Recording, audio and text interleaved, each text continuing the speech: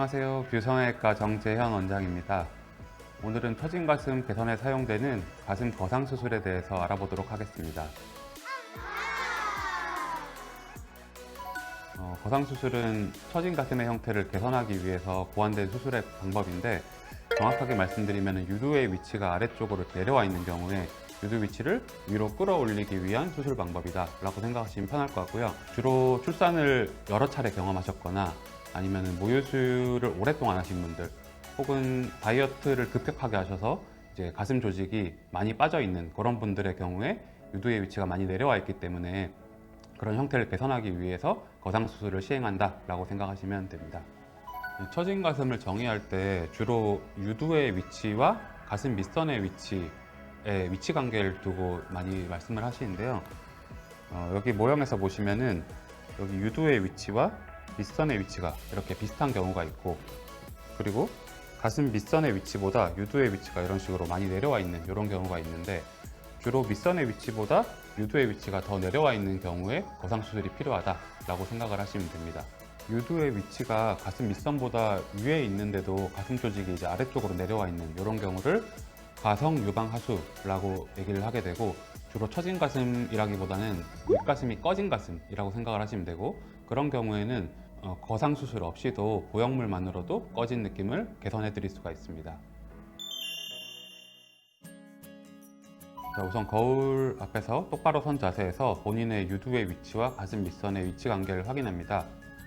이때 첫 번째로 볼 것은 유두의 위치가 자기 가슴 밑선의 위치보다 한 3cm 이상 위에 있다. 이런 경우에는 거의 거상 수술은 필요하지 않고 보형물만으로 처진 느낌이 개선 가능하다 생각을 하시면 될 것 같고요. 두 번째로는 본인의 유두의 위치가 밑선의 위치와 비슷한 위치에 있거나 아니면 한 1cm에서 3cm 이내로 애매한 경우, 이런 경우에는 다른 여러 가지 변수들을 고려해 볼 수 있습니다. 이런 경우에는 똑바로 선 자세에서 본인의 가슴 밑선이 직접 보인다, 이런 경우에는 거의 거상 수술이 필요하지 않고요. 선 자세에서 유방 조직이 아래쪽으로 내려와 있을 경우에 밑선이 가려져서 보이지 않는 경우, 이런 경우에는 팔을 높이 들어서 또 확인해 볼 수가 있겠습니다. 세 번째로 팔을 높이 들어서 이렇게 확인했을 경우에 본인의 유방 조직이 이렇게 위쪽으로 딸려 올라가면서 밑선이 보이는 경우, 이런 경우라면은 가슴 피부의 늘어짐 정도가 심하지 않기 때문에 거의 보형물만으로 확대가 가능하고요.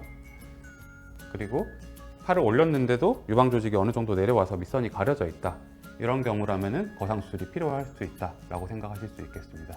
하지만 이런 부분은 이제 자가 진단법이고요. 정확한 진단은 성형외과 전문의와 충분히 상담하신 후에 수술 방법을 결정하시는 것이 중요하겠습니다. 자, 제가 준비한 두 가지 가슴의 모형은 두 분 다 가슴 거상 수술이 필요한 경우입니다. 우선 이쪽 가슴의 경우는 처진 정도가 심하지 않고 본인 밑선에 비해서 한 2cm 정도 밑으로 내려와 있는 경우를 가정한 경우고요. 이 경우는 자기 가슴의 밑선보다 2cm 이상 많이 처져 있는 경우를 가정한 경우입니다. 두 가지 경우 모두 뒤에서 이렇게 보형물을 대신해서 풍선을 집어넣어 보면은 풍선이 들어가서 볼륨이 채워졌지만 유두의 위치는 그대로 아래쪽에 있는 것을 확인할 수가 있고요. 이런 경우에 이제 거상을 하는 유두의 위치를 한 2cm 미만으로 올리는 경우라면은 이런 식으로 유두의 위치가 올라가면서 바깥쪽 피부들을 쪼아주는 이런 유륜 거상 수술이라는 방법을 사용할 수가 있겠고요. 이쪽 가슴처럼 처짐이 심한 경우라면은 이렇게 보형물이 들어갔을 때 유두를 이렇게 끌어올리더라도 처짐이 많이 개선이 안 되고요. 그래서 이런 경우에 아래쪽에 있는 이 남아있는 피부 조직을 접어서 올리는 이런 방법이 필요할 수 있어요. 그래서 이런 경우라면은 수직 거상 수술을 추천해 드리게 됩니다. 두 가지 수술법을 이용해서 거상을 시행한 후의 모습을 가정해 보면은 이쪽 가슴의 경우는 유륜을 끌어모으는 방법으로 유륜 거상을 시행한 경우고요. 흉터가 이렇게 유륜 주변으로만 흉터가 남게 된다라는 장점이 있습니다. 수직 거상의 경우에는 절제할 수 있는 양이 충분하다 보니까 전체적으로 피부가 탄력 있는 느낌이 그대로 유지가 될 수가 있습니다.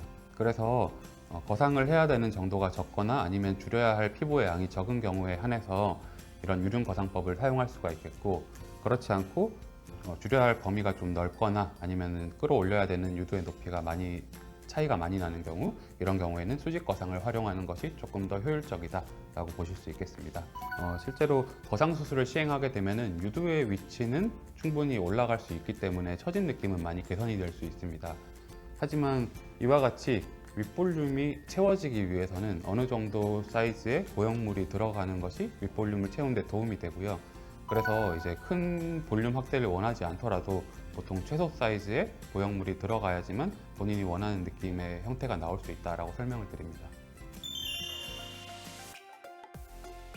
가슴 거상 수술은 유륜 주변 흉터를 동반할 수밖에 없기 때문에 보형물만으로 개선이 가능하다면 되도록이면 피하는 것이 좋습니다. 하지만 반드시 거상 수술이 필요한 경우라면 체계적으로 계획된 디자인 하에 수술이 이루어진다면 흉터도 최소화하면서 이상적인 가슴의 형태를 만들 수 있습니다. 가슴 수술에 경험이 풍부한 성형외과 전문의와 상담을 받아보시고 본인의 가슴 상태에 적합한 수술 방법과 그 플랜에 대해서 충분히 상의하신 후에 수술을 결정하시길 바랍니다.